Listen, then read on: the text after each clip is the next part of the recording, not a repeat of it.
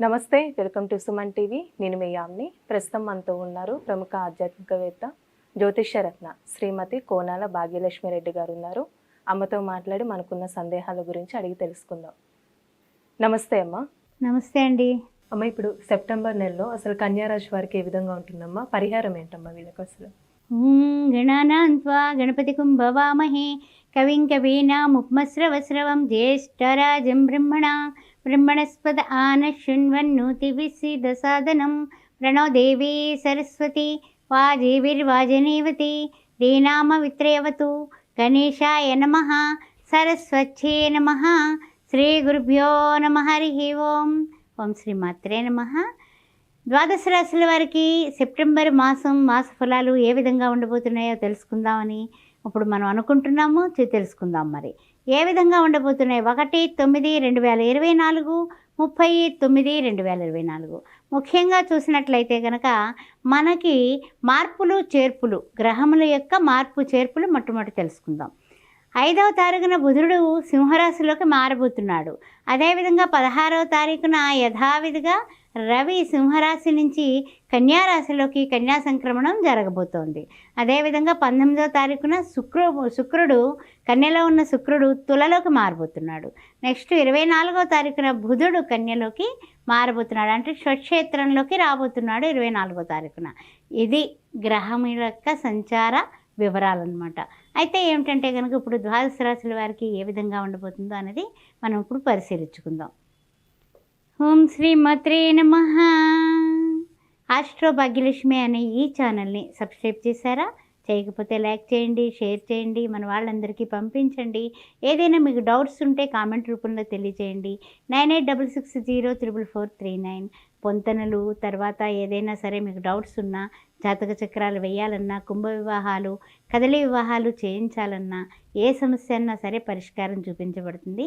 అంతేకాకుండా శ్రీ సౌభాగ్య marriage bureau 16 సంవత్సరాలు పూర్తి చేసుకుని 17వ సంవత్సరంలో అడుగుపెట్టింది.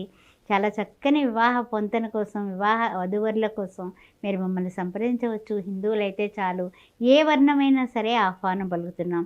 ఓం శ్రీ మాత్రే నమః. కన్యారాశి వారికి మాసఫలాలు కార్యక్రమానికి స్వాగతం.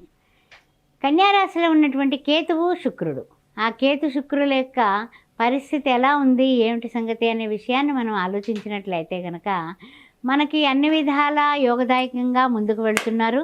అయితే ముఖ్యంగా చూసినట్లయితే కనుక కొన్ని విషయాలలో అంటే షష్టమంలో శని భగవానుడు ఉండడం, అదేవిధంగా చూసినట్లయితే సప్తమంలో రాహువు, నవమంలో చూస్తేనేమో గురువు గారు, అదేవిధంగా దశమంలో కుజుడు, ఏకాదశంలో చంద్రుడు బుధుడు, ద్వాదశంలో చూస్తే రవి.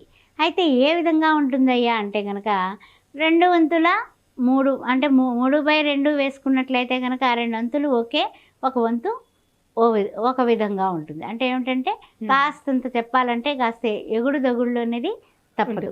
తర్వాత ముఖ్యంగా ఏంటంటే కనుక గ్రహ సంచారం 3 వంతుల్లోని 2 వంతులు ఈ విధంగా ఉంటుంది. కాబట్టి మనం తీసుకోవలసినటువంటి జాగ్రత్తలు చాలా చక్కగానే తీసుకోవాలి. ఎందువల్ల అంటే కనుక మనం ఎప్పుడు కూడా మనం ఏమనుకుంటూ ఉంటామంటే బాగుంటే మన లాంటి వాళ్ళు గొప్పవాళ్ళు ఇంక ప్రపంచంలో లేరంటాము.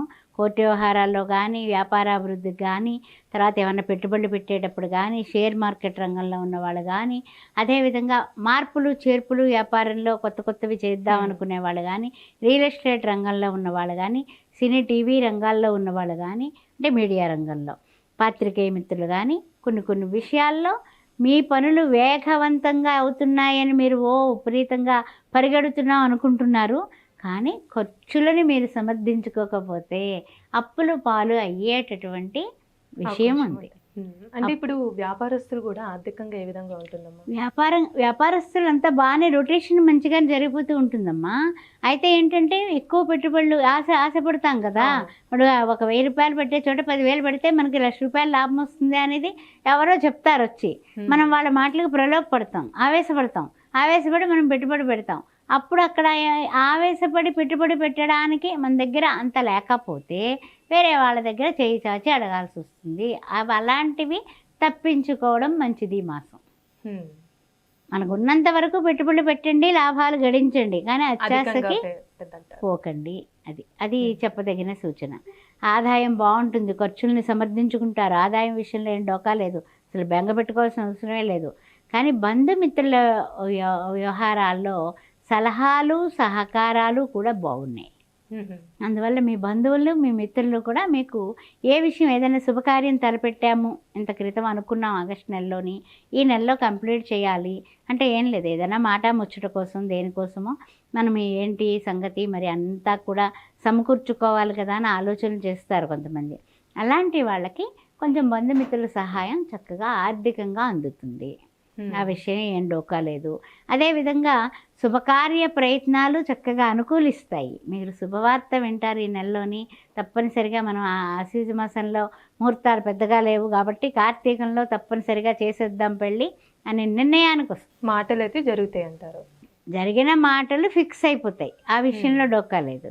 ఆ తర్వాత విషయానికి వస్తే కనుక మనోధైర్యం చాలా మీకు అవసరం అనమాట. ముఖ్యంగా కన్యారాశి వాళ్ళకి ఏమిటంటే కనుక అవునా కాదా అనే మీమాంసలో పడుతూ ఉంటారు. అందువల్ల మనోధైర్యంతో ముందుకు వెళ్ళాలి. మన ఏవ మనుష్యానం కారణం బంధమోక్షయోహో, ఏదో ఒక బంధనం మనిషిని అటు ఇటుగా మారుస్తూ ఉంటుంది, గడియారంలో పెండ్యులంలాగా. అలాంటి వ్యక్తి ఆ విధంగా అటు గెలుచుకోలేక ఇటు తేల్చుకోలేక ఈ మధ్యస్థంగా మిగిలిపోతాడు. అలా కాదు, ధైర్యే సాహసే లక్ష్మి అన్నట్టుగా మీరు ముందుకు పెడితే కన్యారాశి వారు అద్భుతమైనటువంటి ఆశ్చర్యమైనటువంటి ఆనందాలు మీకు లభిస్తాయి. అలానే మరి విద్యార్థులకి ఏ విధంగా ఉంటుంది? విద్యార్థులకి కష్టే ఫలే, కష్టపడతారేమో ఫలితం అనుభవిస్తారు.